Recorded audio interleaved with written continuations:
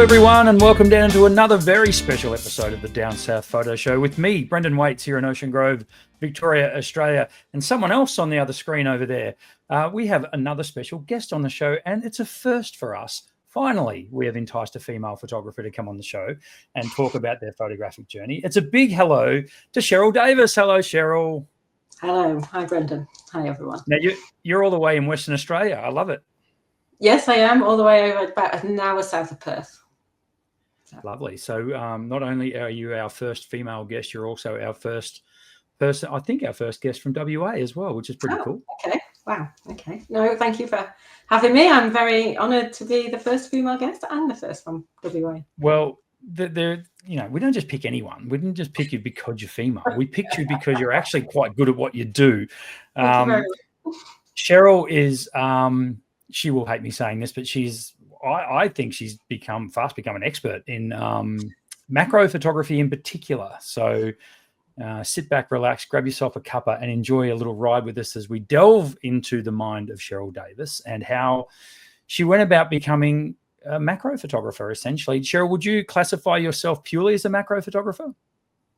I think that's my sort of number one. Like, I will do a little bit of landscape and things, but macro is the obsession, I think. Well, those of you who have seen interviews that we do, that we've done before, that I've done before, we like to start our interviews with a little segment I call burst mode.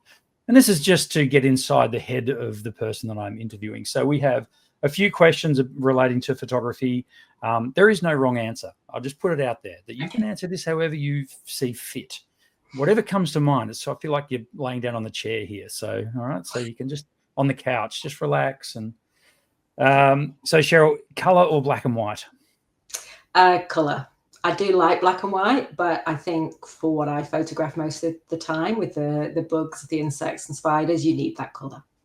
Very good answer. I like it. What was your first camera? It was a Minolta FSC point and shoot, which I got for my 16th birthday and still have. It's on the shelf back down there somewhere. Fantastic. So this is not one of the bursts, but what year was that? Not we want to give away your age or anything, but what year was that? 1986. Fantastic. So I love when we have people on whose first camera was actually a film camera, because they're closer to my vintage. That was point and shoot for my 16th, and then I inherited my dad's Canon EOS 1000 film camera when he upgraded.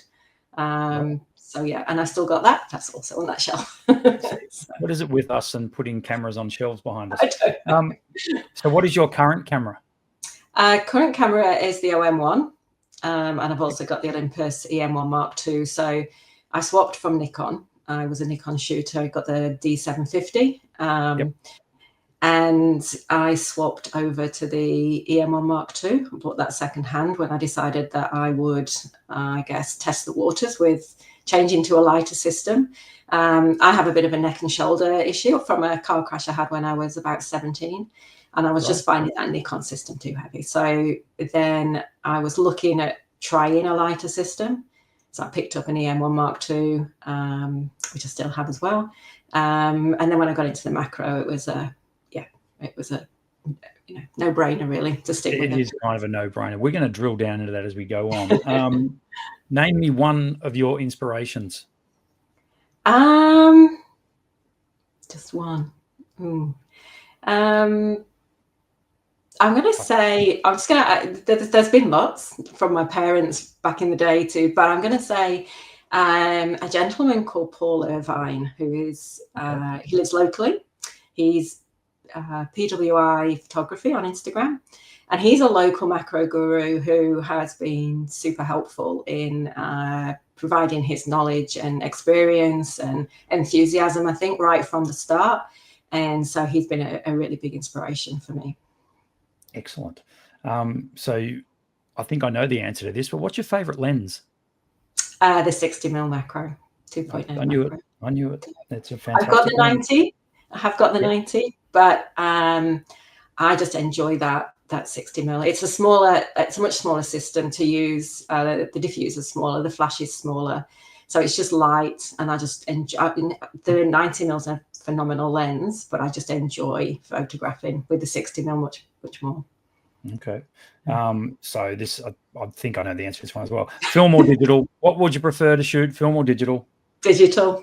Yeah. Because with any wildlife, they're always going to move, fly away, run away, or turn away, away from you as you're going to hit that shutter. So digital, again, it's a bit of a no-brainer. It doesn't matter about all those shots that aren't going to work. Yeah, exactly. Yeah. Cheryl, what's more important, exposure or composition? Well, I feel like I definitely have to say exposure, but no, I think you have to. He's got you in a bind, hasn't he? That's he has. But I think it's a hard one, isn't it? Because no, it's very easy. It's composition every day of the week. Well, the composition is important. Like you want to be able, 9 times out of 10, you want to see the eye of your book, your subject. Yeah. So the composition's quite important. But again, even though with the macro, we're controlling the exposure through the flash, it's still really important, because otherwise you're just going to blow out all the details. So it's no good having a great composure if you've blown out all the detail. Yeah, they're both very important, but one's definitely more important. Who's your favorite Down South Photo Show host, me or Cam? Hang on, I don't answer that. Don't answer that. What? And last in our burst mode, what would be your dream photography location? Okay, so if I can only choose one again, no wrong answers. There's a couple of locations from a macro point of view, but the one that I've always wanted to go to, and I'm actually going to be lucky enough to go to later this year, is the Grand Canyon. And that's more a personal thing, that my granddad always wanted to go to the Grand Canyon. Grandma always wanted to do a cruise. So we got Grandma on a cruise, but we never got Granddad to the Grand Canyon. So I've always wanted to go for him. And then after getting into photography, I think that has now become I want to go for Granddad, but I want to capture a really great photo while I'm there also. So, obviously it's my number one. Can I just say, as far as burst mode answers go, that's probably the best burst mode answer we've ever had. So well done. And it doesn't disappoint, the Grand Canyon either. It's a sight to behold. Sure. So yes, I was lucky to go with Mr. Blake. Well, he took me there last year. So as he's doing with you this year. So it's a fabulous location. I'm glad you're looking forward to that.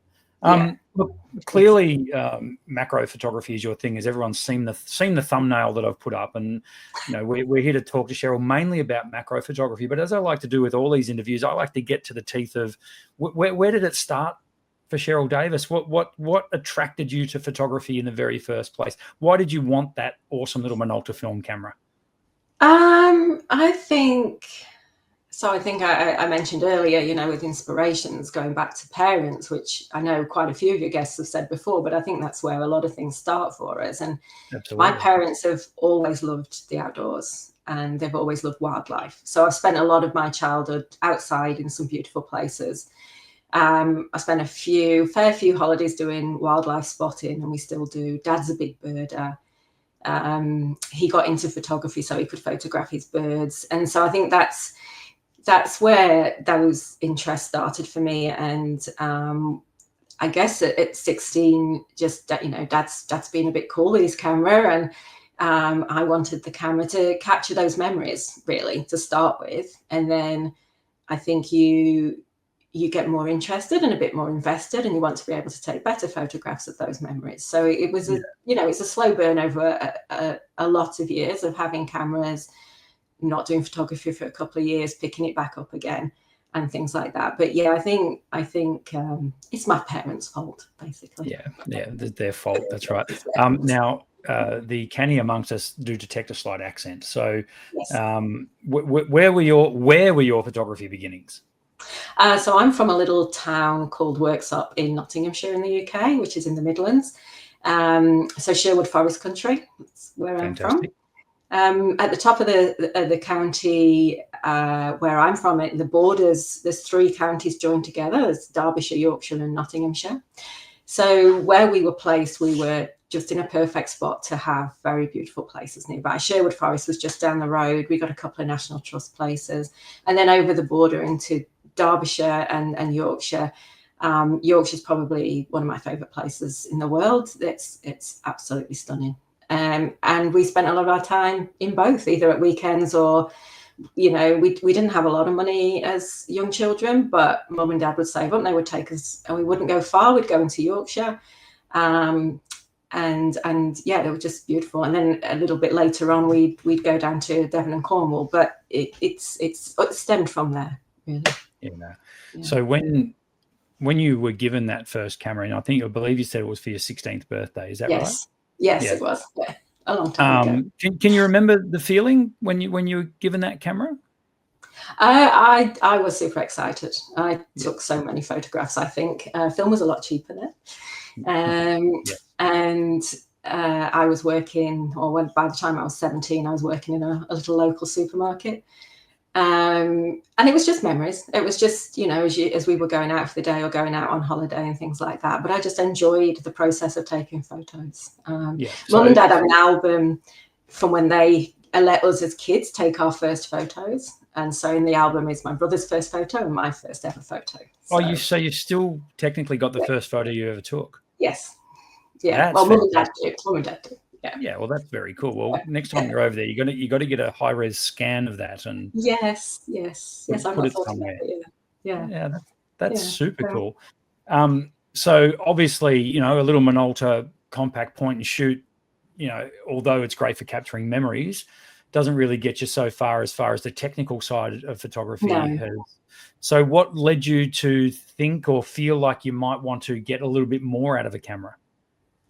I think it was just something that I took like a slow burn. It was just something I was interested in. And it wasn't until quite a lot later, I moved to Shropshire for a job, and I'd started picking up the camera again, just to, like I say, I inherited Dad's camera, and just pottering about with that. But I had a friend that I worked with called Sheena, and she was also interested a little bit in photography. So we joined Wolverhampton Photographic Society, who were amazing. And that was a real, they really nurtured us both, I think. A very, very friendly club. We learnt a lot. We went out a lot, but we both ended up doing, so there's a qualification called the Citizen Guilds over in the UK. And we did a couple of sort of entry-level ones.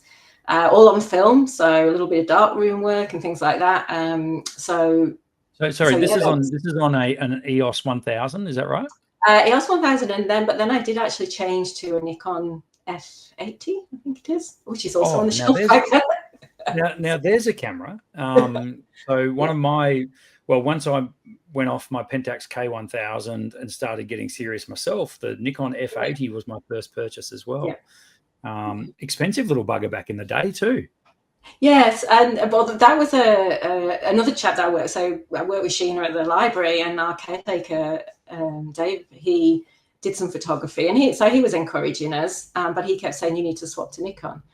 And Dad's camera was, showing the way he'd been using it. So I was sensible. I went down to the camera shop and I tried both the Canon and the Nikon, and the Nikon just felt better in the hand, so I ended up buying that must have been a Jessop's, right?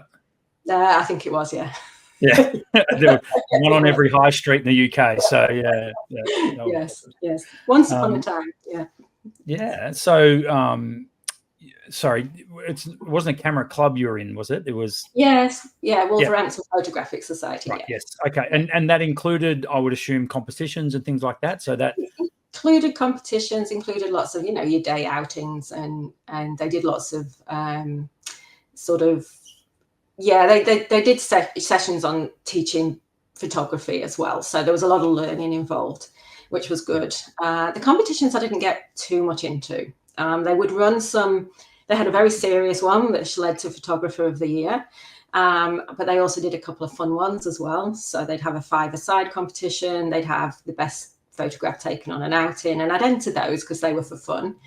I I think, the way that competitions could affect people, and people stop enjoying their photography because it was all about what is the judge going to want to see. This is a very good point. Listen up, people. Listen, she speaks the truth. Testify, Cheryl. But yeah, so instead of, when you go out looking for the photograph that you like, it was all about what is the judge going to like, and you can go along to the club nights and then be totally disappointed because your photograph didn't do as well as somebody else's photograph that might have been, a similar thing, or you've put your heart and soul in because you think that's what the judge is going to want and they didn't, and then just lose the passion and the enjoyment for it. So I actually didn't end up doing a lot of competitions. I didn't want to go down that route as well. Yeah, it is definitely something we hear about a lot and talk about from time to time on the Down South Photo Show, is that very thing, is that shooting for someone else rather than for yourself. I find all the good photographers I talk to, they barely even pick up on trends or anything that are going on. It's really just what intrigues them and what they want to actually take photos of, which leads me to the question. So the macro thing. So was that born out of these camera clubs and out of these outings and things like that, or was it just something that piqued your interest from the get-go? So it's been a relatively recent thing. So it really only started in 2021. Wow. I've always sort of said that landscape's been my first love, but I never really found, I don't feel comfortable going into really remote places on my own as a woman, quite often. And so you're tending to wait for the next workshop to come around or something to be able to get to those places. And I have a few, photography friends locally, but they're not always available when you are, or they're not necessarily interested in landscape photography. They're more interested in wildlife or portraiture. So I found I wasn't getting out to do the landscape. So I was just, I don't know, a bit of a loss, just happily snapping away at whatever. And then, so it's a bit of a long story, but I had a friend. We're all settled in, Cheryl. We're along for the ride. You had us at hello. So I've always been interested in wildlife. So I've always, photographed the birds that I've come across, or whales, or whatever we've done as we've been out on whatever. So that interest has always been there. But I had a friend back in the UK called Tom, who I'd met while I worked for the National Trust, and him and his wife were volunteers. His wife's Jenny, and he studied spiders and Jenny studied grasshoppers. And Tom had taken early retirement. He'd got into spiders. He became the county recorder for the National Spider Recording Scheme. He got very, very good. He also he was very, very funny, very Scottish, liked a whiskey, liked his jazz, and told a very funny tale. So he would talk to us about these spiders, and he'd just make them hilarious, and particularly the sex life. He seemed particularly interested in the sex life of spiders. But so he would tell these tales, and they were very funny. And so he just sparked that interest. And myself and other friends have been out with him a lot, helping him with his his studies and things. So then I moved here, and unfortunately Tom got sick. So I had a phone call to tell me that Tom wasn't going to be with us for very much longer. And then it was either the next day or the day after that, I can't remember. But my friend Annette rang me and said, we've got the chance to go out and look for peacock spiders. Do you want to come? And it was almost like the universe was telling me something. It was so close together, and I was like, yes, please. So off I went, and really, doing it for Tom as more than myself. But I went out, and Paul, the gentleman I mentioned earlier, he was sort of leading the session. And we were looking for these tiny, tiny things. They're millimeters long in grass. Like it was a nightmare. It was one of the hardest things I've ever done. I'd got a Nikon D750, so it's heavy.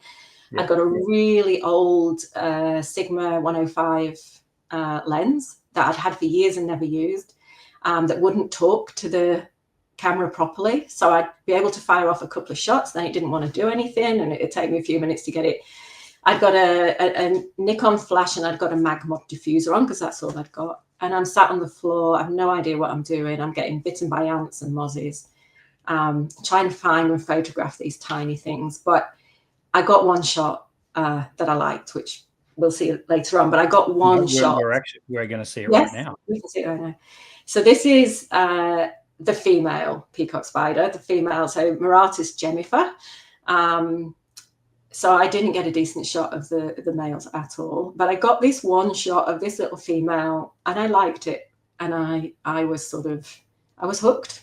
Yeah. I mean, what an amazing story. I mean, I said before that you were quite good at the burst mode question. You're nailing this. That gave me goosebumps, that story. What a fantastic way to get you into a certain genre of photography. Serendipity, I think they call it. Yeah, I think so. And I was just so lucky to be, it was really weird that call came at the time it did. Yeah. And then I was just so lucky that so Annette and I went out, Paul was there and a couple of other people, and they couldn't have been more, friendly and helpful. And I think the whole thing just worked and clicked. And and you came away without, let's be honest, not a lot of experience in the macro field with that image that we can see on the screen there. Yes, you should see all the rest though. Yeah, but that doesn't matter. That doesn't matter at all. I mean, I personally, I would discard 1,000 photos for that. I mean, look at it. That's an absolute cracker. Thank you. But it was just that one photo, and I was like, wow, okay, I want to do this. This is. So, are you one of these incredible people that can reel off Latin names for animals? Oh no, no, not really. No, right. Some I can. So I know this one's Muratus gemifer. I've got another one to show you later, but I'm not great at remembering. No, not at all. Well, I like to know what they are, and I try to include them on my if I put an Instagram post up or something, I try and include them. But it's really hard to actually name a lot of insects and spiders and things. Half of them haven't even been named yet. Some of them you can only tell. Some spiders you can only tell the difference and exactly what species it is by looking at the genitalia under a microscope. So, really, that was another thing Tom used to like to describe to us in great detail. Right. So, it is really hard. And I'm still learning definitely with that. Well, don't despair, folks. We've got a stack more photos to show you as we go through. But do you have, like, I'm assuming this has sort of come on, but would you initially have liked spiders at all, or have you fallen in love with spiders since your macro journey began? I've fallen more in love. Yeah, I think I was always interested in wildlife, so whatever form it was, and obviously knowing Tom, I'd got an appreciation for them. I'm less bothered about spiders than things like centipedes and stuff. They're the things that make me a little bit edgy, but. So I had an appreciation for spiders, but I've grown to love them very much. And it doesn't matter how big or how small. So friends and family back in the UK, when you tell them that you now are in Australia and you're shooting spiders, do they freak out a little bit? Yeah, like mum and dad don't. I think it's great. I'm not sure about my brother. He's not keen on things that crawl. And a few of my friends. So when I first started sharing things on my Facebook page, I had a few friends going, no, stop. Please don't put those things on there, So I stopped and I put a cockroach on and I got the same messages. Oh, there you go. I want to break down this genre, basically, of macro photography. So when we talk macro photography, I'm assuming you would classify macro photography as something that you need a specific lens for, or therefore a focal length, and you need a macro lens. So it's basically the miniature world, right? And that's what macro is all about. Yeah. So macro is. Sorry, go on. You go. No, you go ahead. Explain to me talk to me like I don't know what I'm talking about, and tell me what macro photography is, Cheryl.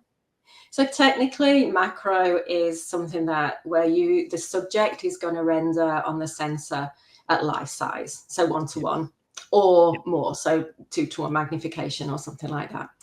So technically, if it's less than a 1-to-1 rendition on your sensor, it's close-up photography. But we use macro just to cover the whole thing, really. So for dedicated macro, yes, a dedicated macro lens that is going to allow you to get close to your subject and actually get that 1-to-1 magnification or above. But a lot of lenses will allow you to get close up as well. So so technically macro is 1-to-1, but close up. And there's quite a few macro photographers and quite a lot of our images that will be close. Technically, they're close up. I don't think it really matters, and there's a few macro photographers that have their dedicated lenses, but will also use, quite a few of the Olympus lenses focus very close up. So using wide angles to photograph frogs and lizards and things like that as well. It's horses for courses, I think, but technically dedicated macro. That's probably the best and simplest definition I've ever been given of macro, and that is that it renders the image life size or bigger on the sensor.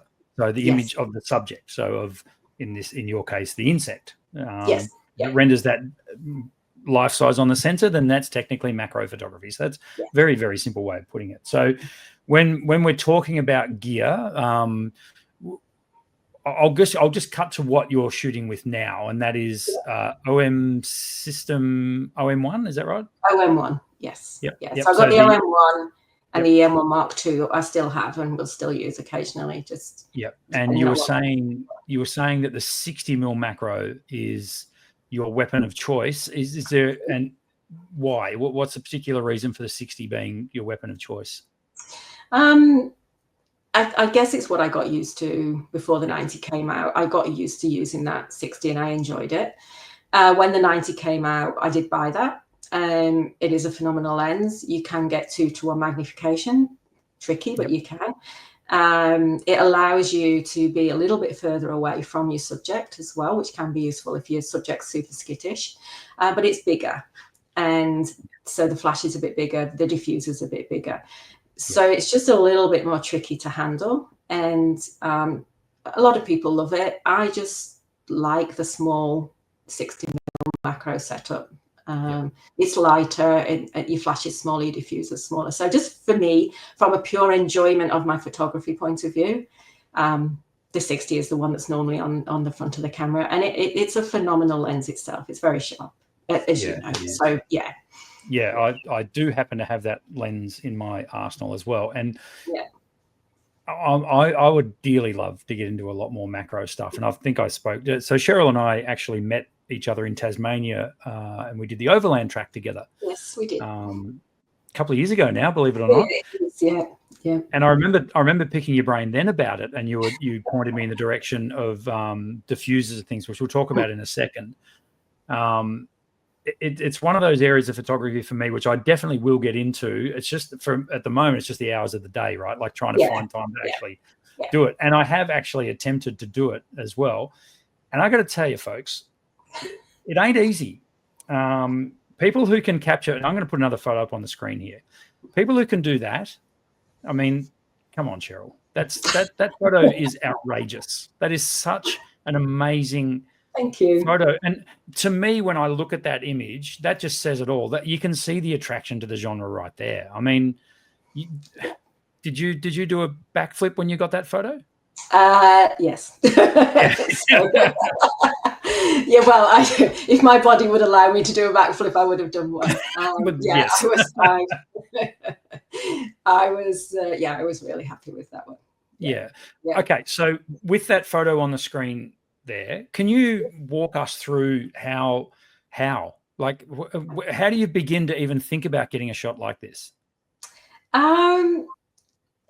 So how did you find that subject for a start? Let's start there. Right.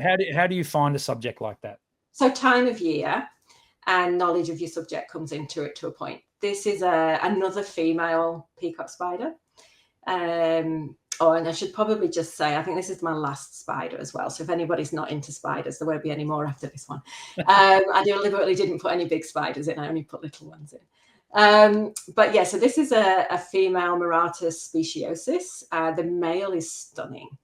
And with peacock spiders, everybody tends to go out looking for the males. You want that colour, you want them dancing, because if anybody who doesn't know peacock spiders, the males lift their abdomens like a peacock does, and they fan and they dance, and it's pretty amazing. And they look stunning. So a lot of the time you're out looking for the males, and the shot you're wanting is that dance shot.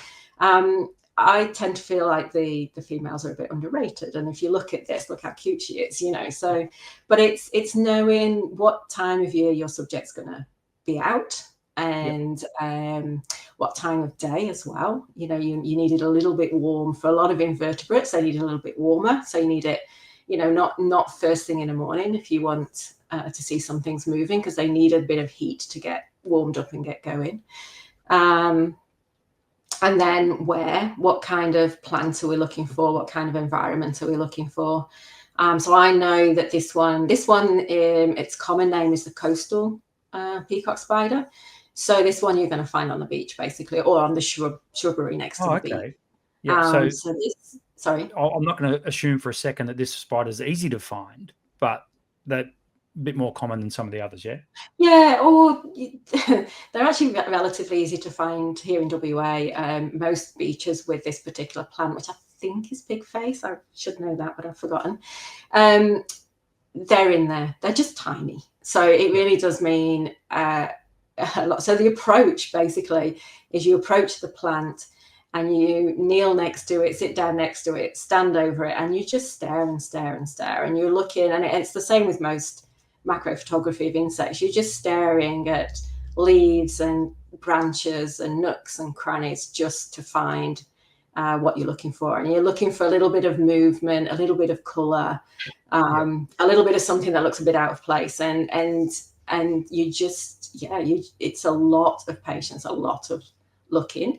Then you've got to hope that it's going to be in the right place on whatever you're shooting. I don't like to move things personally. Some people will just maybe try and move things onto a different leaf or a stick or something. I try not to do that. It's just a personal thing. So then it's hoping that whatever you're looking at is going to put itself somewhere you're actually going to be able to get the camera into, and then it's going to sit still. And then with spiders, they're going to turn around and look at you because those eyes make the shot, really. So a lot of patience. So a lot of crawling around, basically. A lot of crawling around, a lot of sitting on the floor, sitting in leaf litter, sitting on the sand. Getting bitten by things. I'm not selling this, but getting bitten by things. So let's talk. I want to get into this a little bit more. I want to talk settings here. So is this autofocus that we're looking at here? This one could be. I think it was. I do a lot of mine on autofocus. But then I have a lot of custom settings on my camera now. I have a button to turn on focus peaking very easily. I have a button to turn on focus bracketing, focus stacking, magnification, and things like that. So I've got a few different buttons. I will try and autofocus. There's some macro photographers that will only shoot in manual. I find I get on, better with autofocus to a point. And then if the autofocus just isn't working, what I will tend to do is if you just press a button with my thumb, that turns on my focus peaking. And then I will just move myself very gently in and out with my thumb on my finger on my focus peaking button, and use that to tell me when the eyes are sharp. And then that's when I take my shot. Okay, so you're literally lining up the shot. You're focusing, but then you are physically moving the camera backwards and forward. Ever so slightly, just moving yourself just to... Are we talking like millimeters here, like really small, very... And this is, I'm assuming, because these lenses have such a shallow depth of field, thanks not only to the fact that they are f2.8, but they're also 60 mil. So they're, and on an Olympus setup, for those of you keeping up at home, that's actually 120 mil. So, which also gives you lens compression. Yes. So that means that incredibly shallow focal plane where you are trying to get. Can you tell me how big this insect is? Like, was it a centimeter? No, she's Sorry, about this 5 spider, that's millimeters. not an insect, it's a spider, Brendan. Come on. No, she's about 5 millimeters.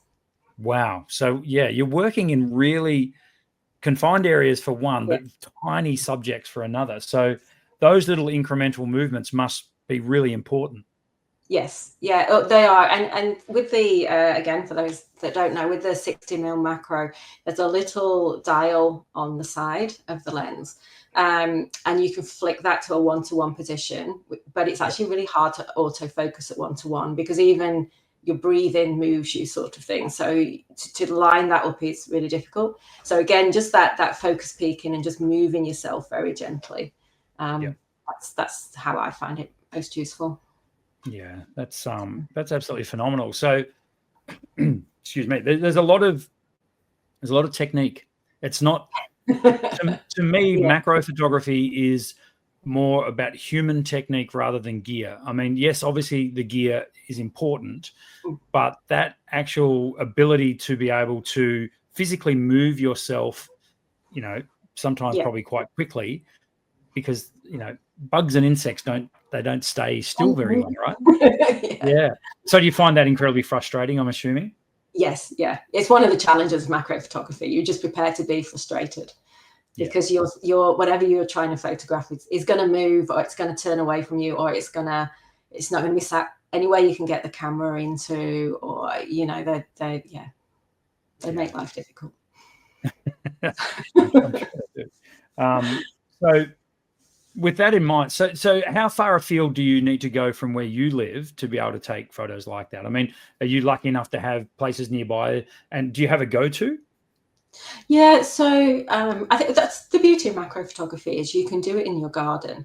So there's one of the photographs that we might see later that's taken in mum and dad's garden. So you can do it in your garden. I have a sports complex at the side of the estate here that would take me 5 minutes to walk to. I go there quite often because there's a lot of native planting there. But then I'm about 20 minutes away from where I took that spider. So that's easy. And then close by, within 10-15 minutes, there's a few reserves that we go to regularly, which have all been awesome. And the photo, quite a few of the rest of the photos were all taken. So there's a couple from Queensland, but the rest are really within sort of 15-20 minutes from home. So yeah, I'm lucky in that sense. We've got a few reserves, just small places, but they're full of Now, I'm pretty observant, and I noticed that you might have a couple of cameras set up on that shelf behind you there. Mm-hmm. You mentioned before a diffuser. Now, I'm going on a limb here. Other than the lens, I'm going to say the diffuser and the flash and the diffuser are the next most important part of macro photography. Are you able to grab one of those from behind you there? Yes. Give me a second. Let's get a look at that. So see what that does is that saves me Googling it and trying to bring it up on the screen. And right, look at that weapon. It certainly is. Excuse the elastic band. This should be a nice black band that comes with it, but I actually broke it, so I love jerry rig equipment. All of my gear has got rubber bands and string and tape and crap holding it together. Now, the diffusers that you use, I know they are a particular brand. Are you happy to plug the brand on this show? Yes, I am. So the diffusers are Cygnus Tech diffusers. I will link them below as well. Oh, lovely. So that's a young gentleman called Brendan as well. And he's based just outside of Cairns. So he spent a lot of time developing this, and he has got a small business producing these. I'm going to get you to hold it up again, because I want our people to see this and have a good look at it. So you can see there, it's a thumping great big piece of equipment. It dominates your camera, doesn't it? It does. It probably looks bigger, I don't know, on the screen. Let me pull it back a bit. The 90 is bigger. So what Brendan does is he makes, and you tell him what your camera, flash and lens combo is, and then he provides the right, because you need the right size here and the right size here. So he produces depending on your needs, really. So when you turn that front onto us, you can see the lens there. So that's the lens poking out the bottom of the diffuser. So the diffuser is literally that, is something that diffuses the light, and that gives you a much more even light. And it looks like to me that envelops your subject. Is that the idea behind the diffuser? Yes. So this diffuser is sort of pushing your light towards your subject, but then yes, it's softening it and spreading it. So the material that it's made out of will help soften it and also spread it. So yeah. So, question without notice, if I'm getting into my macro photography, do I have to buy one of those? No. Right. So you said earlier, sometimes it's the person and not the equipment. And I know you know, that's something that you and Cam talk about quite often is do you need the latest and the greatest? No, you don't. These are awesome. There are other brands or other, you know, sort of options out there on eBay and things like that. They tend to, you know, the quality is obvious, if that makes sense. But to start out with, and the other thing that you can do is actually make your own. So we have a guy that comes out quite often. We photograph quite a lot at night, and so we'll tend to get a group together and go out, and a gentleman called Ryan comes with us. He literally has one made out of cardboard. And fantastic. It's phenomenal. Yeah, it's brilliant. And you can find various tutorials on YouTube how to make your own from a Pringles packet, you know, the Pringles tube or just cardboard. And he gets beautiful shots. So you can literally make your own. And that first shot was done with a mag mod. So excuse me a moment, I've got it in here somewhere.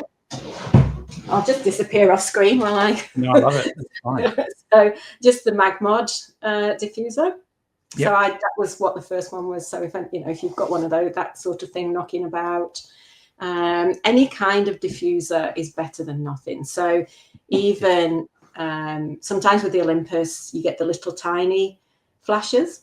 So even if that's the only flash that people have got, you can even just put around some tissue or baking paper or something like that, which again will just soften that light. It won't spread it, but it'll soften the light. So it's so good that you can. It sounds like pretty much anyone with a camera can get into macro photography.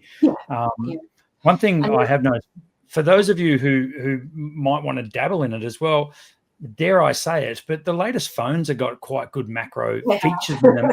If you just want to have a bit of a play and not necessarily get to the, you know, the level that Cheryl's at, or, you know, but it'll certainly whet your appetite. So, you know, you don't necessarily have to rush out and buy all the gear. You can start with what you've got, with the camera that you've got. And I dare say if you had a quick look on eBay, Facebook Marketplace, you're going to find a macro lens. And again, it doesn't even have to be, you know, a Nikon, Canon, Olympus lens. You can get very, very cheap aftermarket lenses as well to dip your toe in the water. And there are whole Facebook groups dedicated to iPhone macro photography as well. But you can also get now, I think it's Nisi do a macro filter, a close-up filter that goes on the front. So you can even just invest a lot cheaper than actually getting the whole lens. So, and I believe they're very good. I've not used one, but I believe they're good. So again, you can use that on a lens you already have to give you a bit more of an option, and then, you know, I guess invest down and track it, something you like. Sorry, did you say that was the Nisi brand? Nisi, yeah. Okay. I happen to know a guy that might be stocking Nisi stuff pretty soon. Oh, right. Well, you'll have one to play with then. No, that wasn't prompted at all. So Cheryl, do you sell your photos? No. You don't? It's just your own personal. Can I buy the spider? No, I'm joking. I've always thought, you know, a few people have said maybe that I should, but I've always thought, you know, who wants a picture of a giant spider on the wall? Except my friend Tom, who has a giant, he has left us now, but he had a giant tapestry of a spider on the wall. It was huge. It was fantastic. But, you know, I think, I'm not sure that there's much market for big prints of people wanting to put things on the wall like that. Have sort of thinking about some other things for smaller things, smaller gifts and things that people might like for the nature lover in the family that they don't know what to get for Christmas. But so just looking at that. the moment, but no, I'm not sorry. I don't want to tell you this, but I think you're wrong. I think there is actually a market for this, but it's not obviously for what we've seen so far. We're going to see some more in a minute, so we'll get to that, folks. But I mean, there would be people that, for example, a redback spider. I mean, Yes. the quintessential Australian spiders, redback, funnel web, that sort of stuff. That would be pretty sensational. Have you shot a redback yet? I've photographed a juvenile, but which juveniles are really pretty. They're really lovely colours. But it wasn't in a great location, so I didn't make the best photo. I would photograph one happily if I came across one in a good position. I probably should go looking for them. I've got some photographs of a mouse spider as well. Their venom is of a similar profile to the funnel webs, and they're amazing looking little things. So I have got, but they're less known than the funnel web. So I've never seen a funnel web.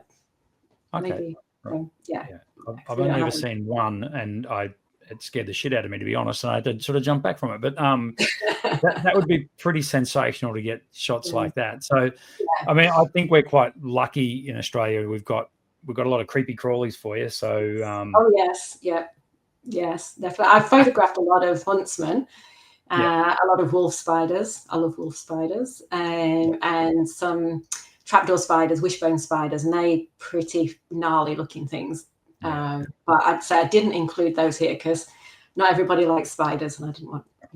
Well, without any further ado, let's jump into a few more photos. So let's have a look at what we've got here. Okay, so this is a little leaf hopper nymph, and this was one. So that first photograph of the spider was the thing that got me hooked, and this one really sealed the deal because this was just a couple of months after that spider photo, and my friend Annette and I were out. We'd been looking for another tiny jumping spider, and we had found it. Had got some shots, and then it had disappeared, and then there was nothing around. So sort of remember, they say sometimes you just got to sit still and let the wildlife come to you. So I sat myself down by some leaf litter and waited, and nearly had a heart attack because I realized my hand was sat next to what I thought was a huntsman at the time. And it would have been the first huntsman I'd actually ever seen. So it turned out it's actually the exoskeleton of the huntsman that it had molted. So it was fine. But as I'm sat there, there's a tiny little green thing. It just looked like a nib of vegetation, just like the bottom of a flower or something, nothing. And but it moved, or I thought it moved. And I thought, oh, that's weird. And I looked, and it definitely moved again. But I couldn't see what it was, so I had to take a photograph. And I looked in the viewfinder, and the first thing I thought was, there is an alien in my viewfinder, because I'd never seen anything that looked like that before. So I think here I have actually, this is the little tiny twig that it was actually on, so I haven't put it on there, but I think I had picked it up a little bit to get a better angle on it. And it was bobbing. So as it moved, it was sort of bobbing along the stick. And I got this shot. And I think this sealed the deal because I had no idea these sorts of things existed. And I was just fascinated. And to have that lens, that camera that could, I guess, allow me to see these things and allow me to see that detail totally hooked me. And the yellow things on its head, they're actually parasites as well, which I just couldn't see any of that with the naked eye. I could just see this tiny blob of green moving. So it sealed the deal. I was sort of like, okay, well, if that's out there, then there's other things that I need to go and look for. So so this subject here, we're looking at something, I'm going to assume 3 or 4 millimeters across. Yes. Very, very small. And that's the other advantage of shooting with macro setups is the bokeh, the fall away that you get in the background that gives you that stunning separation. And there's a few more as we go through. Let's have a look at another. So we'll go to this one here. Yeah, this one, I would like it to be ever so slightly sharper, but it was another lesson, a bit like the last one, in just that our world is full of things we have no idea exist. This is the cartoon character, right? That's not real.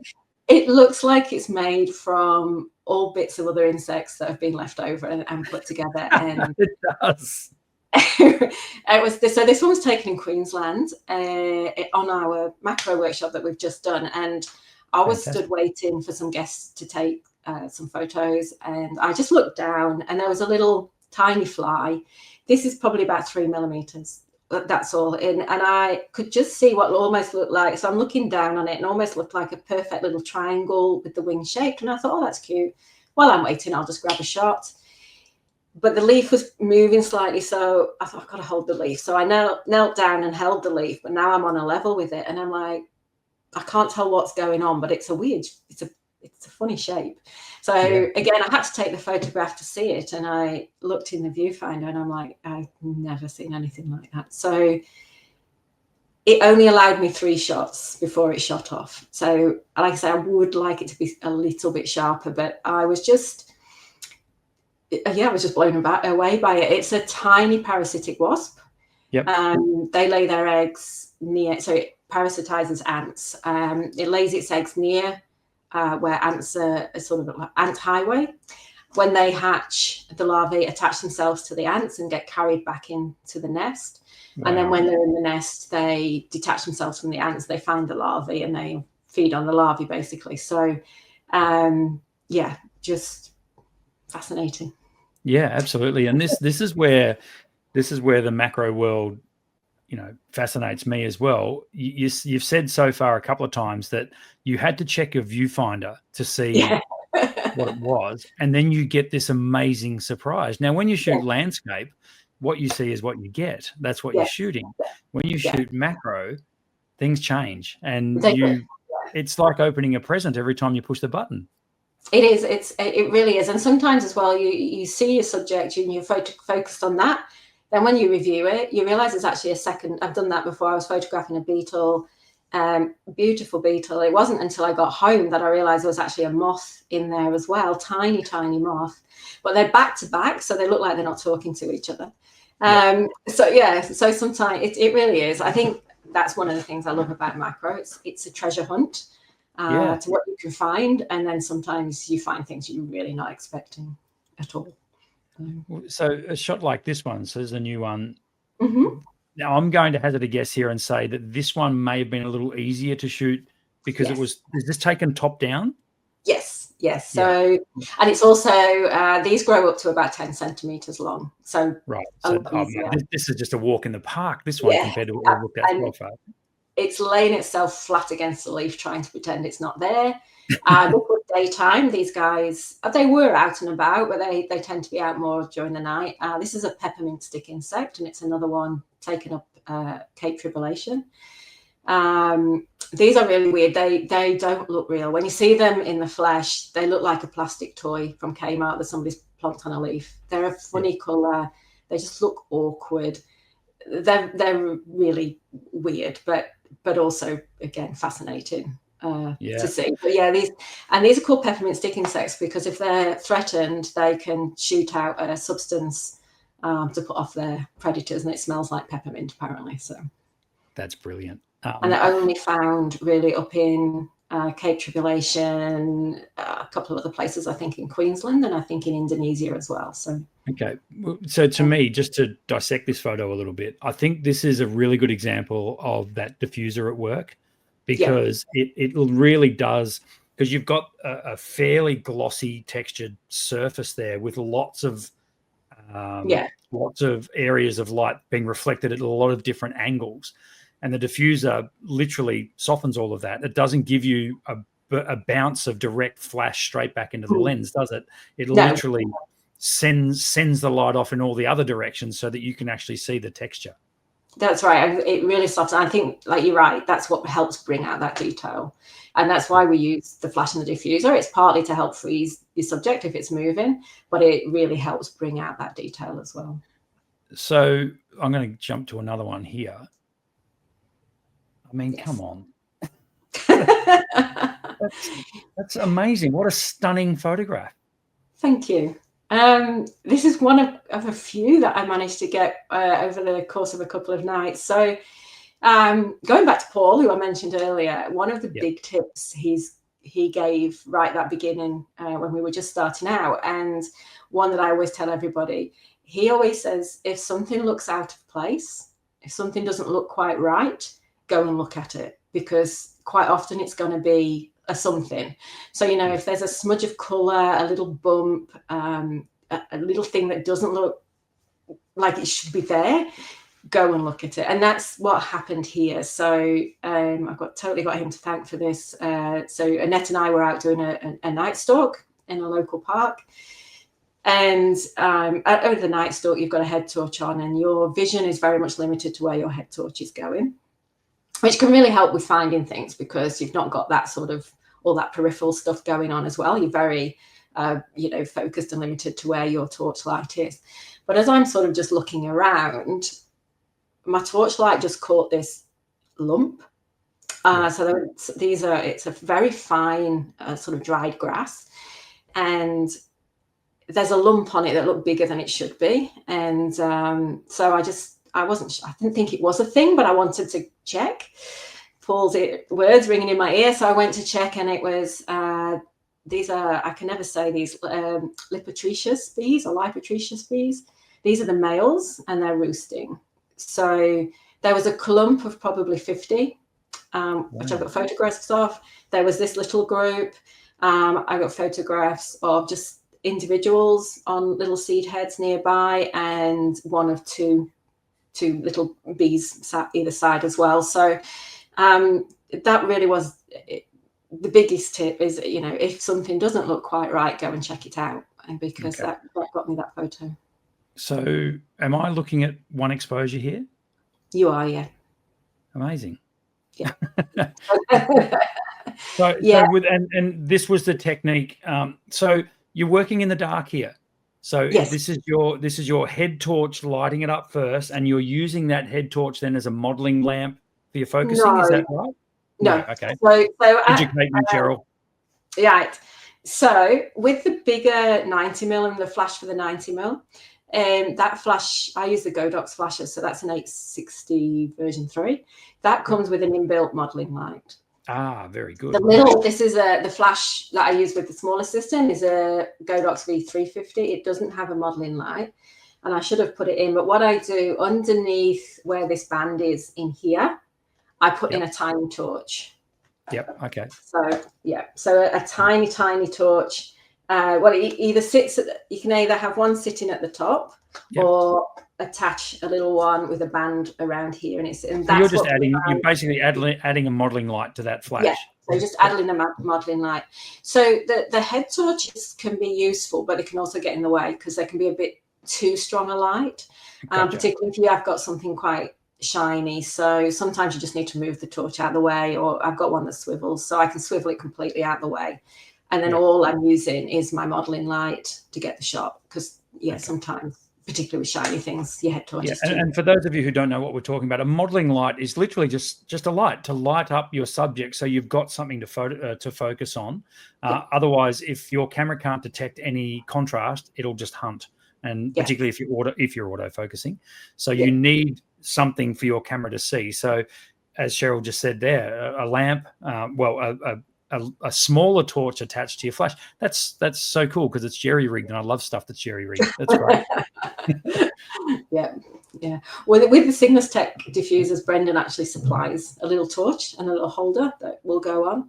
Awesome. But you can also use any tiny little torch that you can rig up there is fine. Yeah, I love it. Let's have a look at another one. So this is, I mean, what a burst of color you've got going on there. So this one actually taught me a couple of lessons as well. So what we've got here is a field digger wasp, and it's caught a green bottle, and basically it's going to fly this back to its nest, and it stuffs its nest full of flies and things for its larvae to feed on. This is in my mum and dad's garden in the UK. The neighbours had to come out and see what was happening, because they were a bit concerned about what was going on. There was all these flashing things going on. But the two things this taught me is sometimes even in the most, I guess, sort of boring looking plants, you can find amazing things. So Dad's got a wildlife friendly garden. It's full of flowers and shrubs and all sorts that attract wildlife. This bush, he can't even remember what it is. It just sits there in his front garden because it's been there forever. It does nothing. It's just green. It does nothing. Mm-hmm. So I've been focusing on everything else, and just happened to notice there was something bigger flying around this bush, and then took more notice. And it was absolutely full of ladybirds, ladybird larvae, spiders, all sorts of flies. And then this wasp, and well, several of these wasps were moving all the way through it looking for their prey.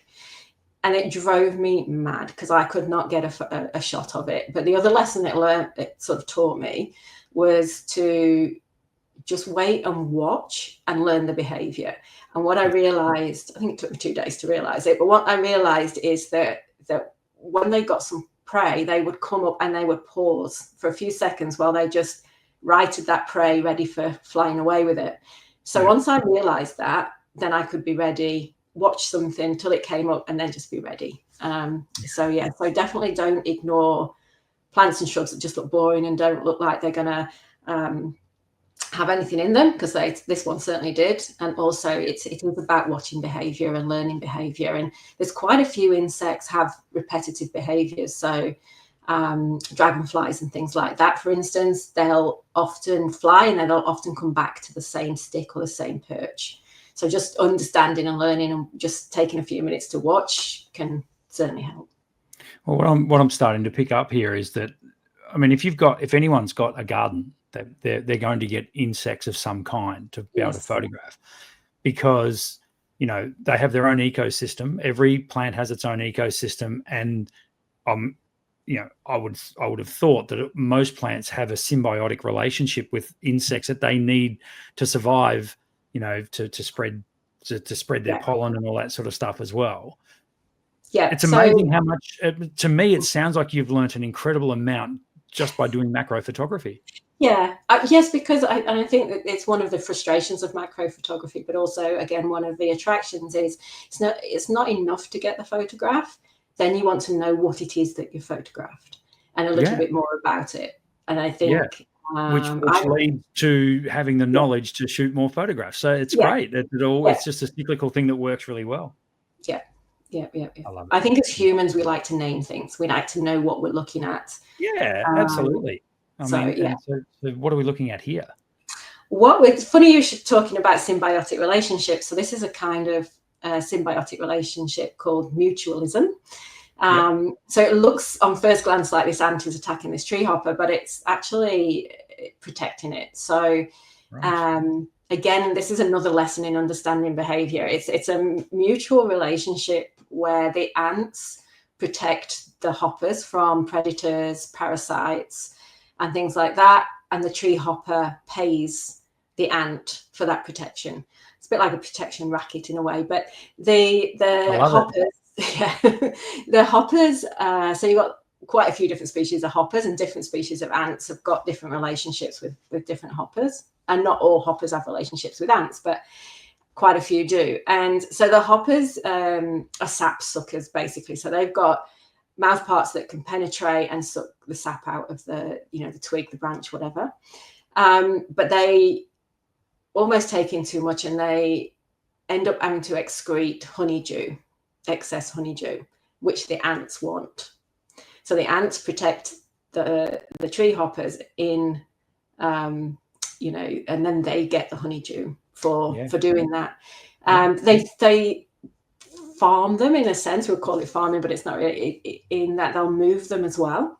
So if they've been feeding in an area for quite a while, they will actually move them onto a fresh area so that they keep that honeydew supply fresh, but they're also making sure that they're getting enough food for themselves as well. So it's a relationship that works really well. It does benefit the photographer as well, because so most bushes and shrubs, trees, you'll find ants running around. But if you find quite a few ants and they all seem to be heading in similar directions, take a closer look again, look where they're going, because quite often they'll lead you to the hoppers or to the hopper nymphs. So that's another thing learned. It's now, I don't really look for the hoppers, I look for the ants first, and then I'll find the hoppers. So that is cool. I'm going to come back to the next one. I want to just jump. The reason I want to put this one up is this is, to me, this is your classic macro. I mean, you've got, you almost look like you asked this grasshopper to smile. Smile for the camera sort of thing. Yeah. So with a shot like this, I want to talk a little bit more about settings if we can. So now this is where I'm completely off the rails when it comes to flash photography. I have no idea about, and I've mentioned this on the show before, it's an area of photography I have no idea about. What mode is your camera in when you're taking the shot? We talking aperture, shutter priority, manual? What are we shooting in here? Right. Yeah, so you're a manual shooter pretty much all the time? Yes. Right. Yes. So both flash and camera in manual. Yep. So, and for the majority of what I'm doing, I just have one set of settings. So I set my aperture, my shutter speed, my ISO, and they don't change for the majority. There are some occasions where they will, but they don't change. They stay the same. And then the flash is in manual as well. And I'm just controlling the flash output. Yep. So how much power, how much light is being thrown on your subject? Yeah, literally just that. So settings stay the same. It keeps it super simple. And then you're just dialing your flash slightly up, slightly down, depending on your subject. So that could be as well your distance from your subject, but it can also be how shiny your subject is and things like that, that you might just dial up or dial down slightly. So in terms of a shutter speed here, do you know what we're working with in an image like this? That would be either 1/250th or 1/160th of a second. I used to shoot everything at 1/250th of a second, so I suspect that's what I've just dropped it slightly to 1/160th just because it helps. So effectively, what we talk about there is the flash, so the pulse of light that lights up your subject. For all intent and purposes, that's more your shutter speed, because it's how long that pulse of light stays on your subject. And basically your shutter stays open either side of that. Is that right? Is that a rudimentary sort of explanation of it? Yeah, rudimentary. And then that's lighting up your subject, and it can have then has an effect on your background as well. So this one was shot at night, but the tiny little weird fly, the little parasitic wasp, was shot in the daytime, but they've both got black backgrounds. And that's because flash only covers a certain distance, so then it does then it falls away, so flash fall off. Because there's nothing close behind either subject, the flash has lit them up, and then it's just fallen off and given a perfect black background. So but you can play with that if you don't want that. So it's more difficult at night, obviously, but during the day you can play with that flash output a little bit and your shutter speed on your camera, so that it lights up your subject. So it's almost like a fill-in light, and your background's still softened, but your background needs to be quite bright to start with, sort of thing. So there's a few different things you can do with your flash to get different effects. Yeah, I love it. And now, last but not least. So I put the last one in just because that was a Queensland shot, and that was a katydid. It was just coming up across a leaf, and I got a couple of shots head on, and then it looks like you've asked it to stop and smile, or it looks pretty officious to me as well. So it just made me smile. This one made me smile. I do like to photograph frogs and lizards and things as well. It's probably not my best shot of a frog in some ways, but it just makes me smile because it just, like teenage Ninja Turtles used to come up out of the this one was coming up out of a little drain. I'd seen it.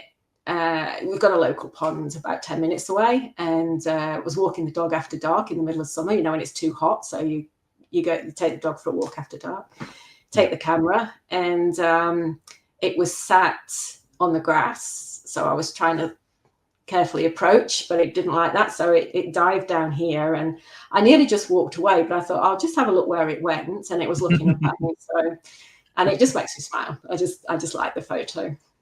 So a shot like that, I mean, when you pointed your camera down that hole towards that toad, frog, whatever it is, frog. It's a motorbike frog. They sound like a motorbike when they're calling. Right. Yeah. Your They goal, like revving in the distance. They're awesome. your goal in a shot like that, my assumption would be that you want the eyes sharp. Yeah, it's with most wildlife photography across the entire board. It's the eyes, because that's, as humans, that's how we communicate. That's how we connect with an animal, is by looking into its eyes. Yeah. So that's always your goal in every time. Almost every time. So I have got a couple of photographs. I've got a photograph of the male of the Murata speciosus, the coastal peacock spider, and he's about to jump. So he's got his back turned to me, and but I still love that shot because they've got eyes in different places. Spiders as well. The two on the top are sharpest, but because it's just showing the color on his abdomen and that he looks like he's about to jump. So it's a bit of an action shot. So I don't mind so much for that, but for most things, I'm trying to get the eye sharp. Yeah, for sure. Yeah. Awesome. Thank you. That was brilliant. That is the tip of the iceberg. So if you want to see more of Cheryl's stuff, you can go over to her website, which I'm going to put, hang on. It's not, let's see. We're going to have a technical drama here now. Oh, so, no. Yeah, but we'll get there. Just give me, just going to get rid of, no, it's not going to let me put your website up. That's fine. Sorry, it's not going to let me put Cheryl's website up, but anyway, we won't. It's the CherylDavisPhoto.au if you want to get in touch with Cheryl. Now, Cheryl, fantastic. Thank you for all that information. But you are involved now with running a few macro photography workshops around the place. Am I right? Yes, I am. Yes. So if people jump on your website. Yes. If they jump on my website, there is a little bit on there about workshops. So I'm co-hosting the macro workshops with Cam. So he very kindly asked me to get involved. So there's a page on there which links them back to Cam's website for the full details and bookings and things. So we've just done one to the Daintree and also one up at Cradle Mountain, which was more focused sort of around fungi and fungus and mosses and things like that. And we've got a couple next year running as well. So they've been great fun. They were awesome. Really enjoyed it. Well, I have been lucky enough to talk to some people that have been on a couple of the workshops with you, and the feedback has been tremendous. You're very natural. You've got a natural teaching style about you. And your workshops that you run with Cam, are they open to any kind of system? Like, you don't have to have any particular kind of system, do you? Yeah, any kind of system at all. We've had people with with Nikon and Canon and Olympus and Sony all on there, and that's been fine. And also we have a little bit of a kit as well. So I've got spare flashes and diffusers, and Cam's got a few spare bits and bobs. So we can help if people haven't got the full kit as well. We've got some extras that we can loan. Because sometimes, you do need to come out and try it before you invest, for sure. So. Yeah, for sure. Well, as I say, that is the website right there if you want to jump on and have a look. Cheryl, thank you so much. I mean, we've gone well and truly over the hour that I try and allocate for these, but why wouldn't you? When you've got such amazing story to tell and also some brilliant photos. What do you see the future for yourself, Cheryl? I mean, you've obviously sort of you say macro since really 2021, which is only 4 years ago, and you're already now at a level where you're teaching other people in the workshops and things. Where do you see this taking you, Cheryl? That's a good question, because I didn't think it would take me here. It was always a hobby, and I think it's only got me here because Cam was keen. He'd been asked about macro, and as I say, very kindly asked me to get involved. So and I'm now helping him on a few of his others as well, while Dan's taking a break. So it's very early. I'm still trying to get my head around that. Really, it's almost a dream come true, because how many of us get to do something that we enjoy so much. So I think I want to continue improving. I know. Some of the other macro photographers, I know you shouldn't judge yourself against other people all the time, but I've seen some work by other people, and I'm like, what, I think I can improve in this or that. So there's a lot of things that I I'd like to practice myself, improve myself. I do a bit of focus stacking, but I would like to learn that a little bit more as well. Yeah. So for those that don't know, that's where, because the depth of field is so shallow with macro, that's where we take lots and lots of photos at different points, and then we join them all together post-processing to give us a bit more detail. So yeah, and then we'll take it from there. Like I say, I've been thinking about some little gifts and things that I might be able to produce, but it's early days. I'll give it more thought. We'll see where it goes. Yeah, for sure. Well, as I say, if anything, what we've seen tonight is anything to go by. There's certainly a future there for you. It's been an absolute joy, as I said. Thank you 1,000 times over for joining us. I hope you told me before that you were a little nervous coming on, but Yes. Cheryl, you're an absolute natural. So we really appreciate your time. And hey, hopefully we'll have you back on at some point. And thank you for having me on as well. I really appreciate that as well. It's been good fun. It's our absolute pleasure. So thanks again to Cheryl. This has been episode 163 of the Down South, or 164, whatever it was. We will see you next. We'll see you next week for another episode. And we're not getting Cam back. We might get Cheryl back. What do you reckon? I might get the sack as well. Thanks again, Cheryl. And we'll see you next time on the Down South Photo Show. Cheers. Bye. Bye.